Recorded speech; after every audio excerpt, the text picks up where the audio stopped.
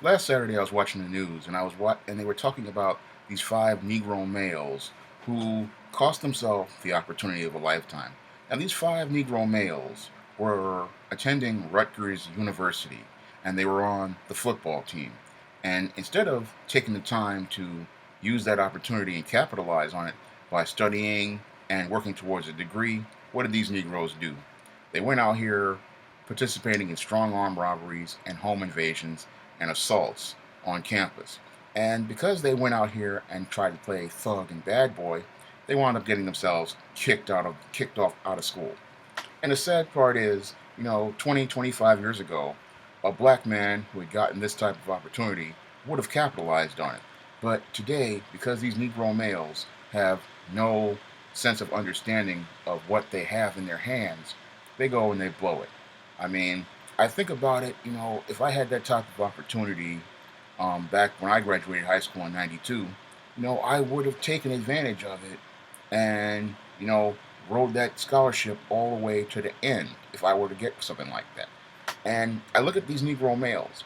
Here you are with an opportunity to go to one of the better colleges for football, because Rutgers is one of the better colleges in the tri state area for football.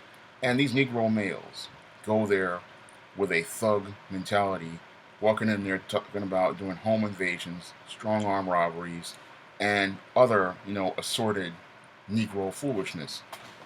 I mean, all these Negroes did was prove the point that many racists and white supremacists have regarding the Negro. That, you can take the Negro out of the ghetto, but you can't take the ghetto out of the Negro. And what's really sad about this is if there are other brothers out here who want to get an education, thanks to these five shines, their opportunities, it goes down. I mean, these guys pretty much ruin their chances or, diminish their chances of getting an education because these five shines decided, what, we're going to go to this college campus with the same ghetto nonsense that, people used in the neighborhood to terrorize the neighborhood, not understanding that these opportunities, when they come, are very rare. And because they are rare, you have to capitalize on them and take advantage of them and use them to move yourself forward. But instead of using these opportunities to move themselves forward, here's what these Negroes did. They decided they wanted to go backwards. They didn't see that they were moving up. Instead of moving up and moving on, these guys decided to go back. And this is just like your Negro race. Your Negro race gets all these opportunities, all these tools in front of them.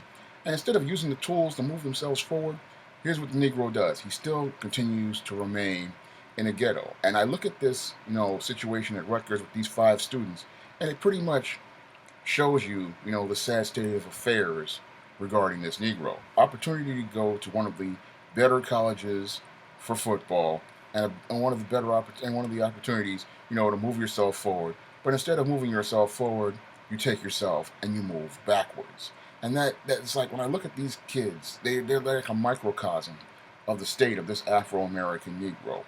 You give the Negro the tools to move himself forward.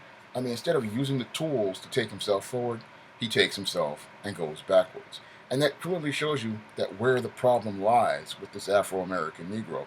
The problem is not that of resources. The problem is not that of money. The problem is not, anything external. The problem is the mind of this Afro-American Negro. And again, that goes back to the culture that was transmitted to these five savages. If we go back probably to all of them, they probably are all reared by some single mother. And they were all reared in some sort of street hood mentality. And that's probably where they got all this dysfunction from. Because to get an opportunity to go to Rutgers University and blow it like this, it's sad. Most people come out of, a university like that with a degree.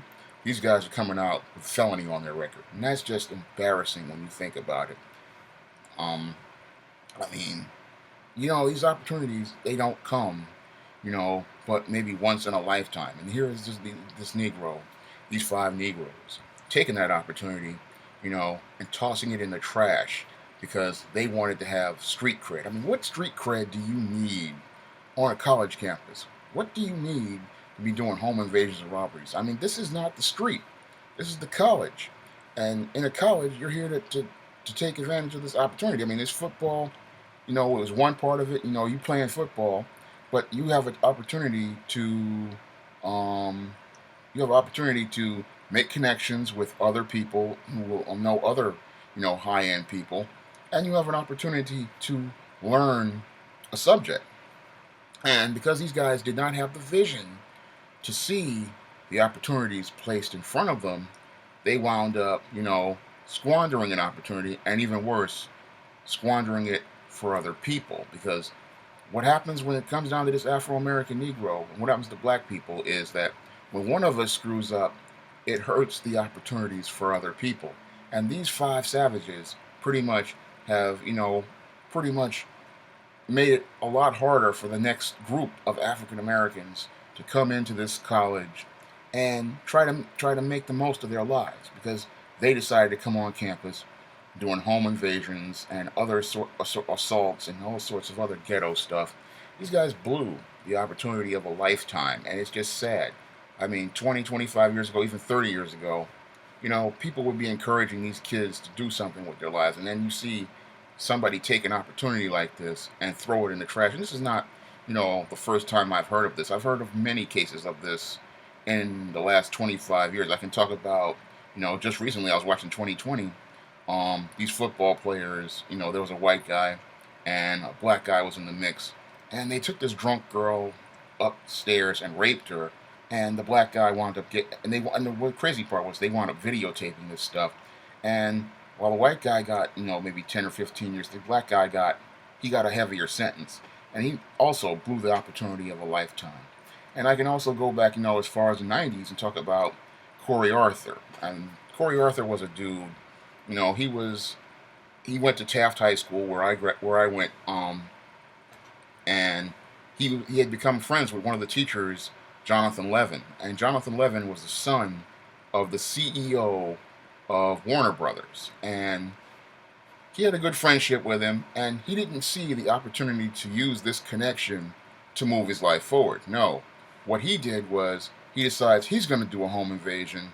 He tortures the man for his ATM pin, gets about $800 out of the bank, and decides to, high side and show out buying Air Jordans and jean suits. And, this man's life is slipping away in his apartment where he tied him up and tortured him, not understanding that he's gonna do life in prison. And what happened to Corey Arthur is he did life in prison for torturing the son of this CEO. And what was really sad about it is he squandered the opportunity of a lifetime. He had the opportunity use this guy's support and connections, because the guy liked him, and he probably would have, helped him find a job and help him, meet up with other people and, enter a new social circle. And that social circle would have, taken him forward.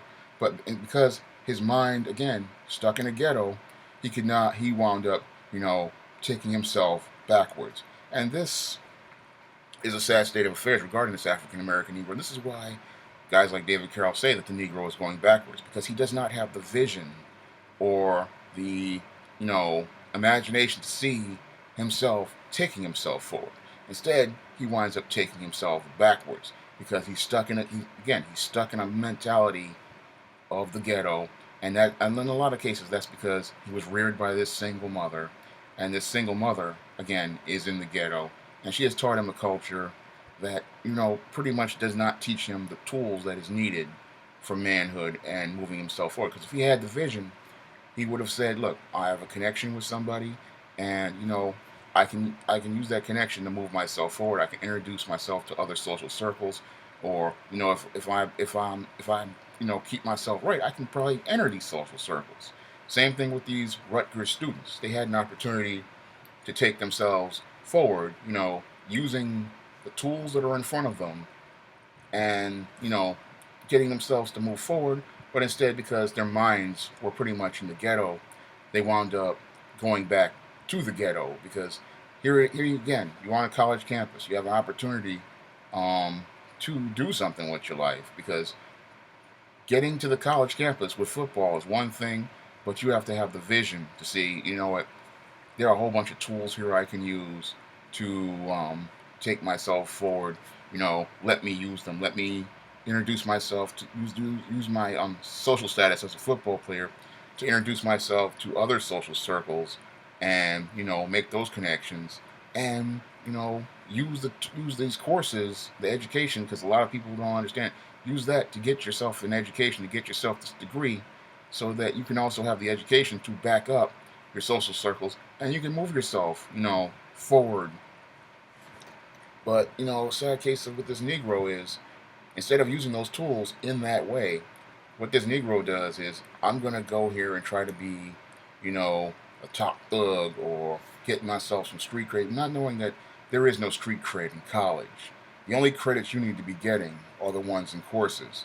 And the saddest part of this whole thing is, these guys went to college instead of trying to get an education. Again, coming out with a felony on their record, and have pretty much, you know, ruined their chances at doing anything good in life. I mean, it just baffles me. You get an opportunity to go to college, and here you are coming out with a felony on your record. Just embarrassing when you think about it. But you know, I wonder, how are these Negroes being raised, and what type of culture are they being taught? Because I'm looking at what's going on here. I mean, 25, 30 years ago, a guy who would have got that type of opportunity would have made every effort, you know, to make it the best he could do. But in this case, these guys pretty much, you know, they take the opportunity of a lifetime, and they squander it, and then they make it just that much harder for every other brother and sister out here who's trying to do something for themselves. I mean, because these opportunities, they come maybe once, twice in a lifetime, and if you're not smart enough to capitalize on them, you're gonna miss out on a chance again to move yourself forward. But when we look at this Negro race, this is starting to become, you know, the rule when it comes to this African American Negro. And the sad part is, many of these Negroes ain't looking at the picture and seeing, you know, that something has to be done to wake the rest of these Negroes up before they wind up, you know, back, I say, you know, back in the prison industrial complex as the slaves, you know, being taken care of. Because this is showing you, you know, you can lead, again, you can lead the Negro to water, but you can't make him drink. And this is something, again, I saw many times when I was working at the Strive program. You saw the same type of Negroes, you know. You can lead him to the water, but you can't make him drink. And when you look at this opportunity, you know, these guys pretty much peed, even worse, peed in the water. And, you know, he prevented other people from being able to drink. That's all I have to say for this video. You can comment, rate, and subscribe.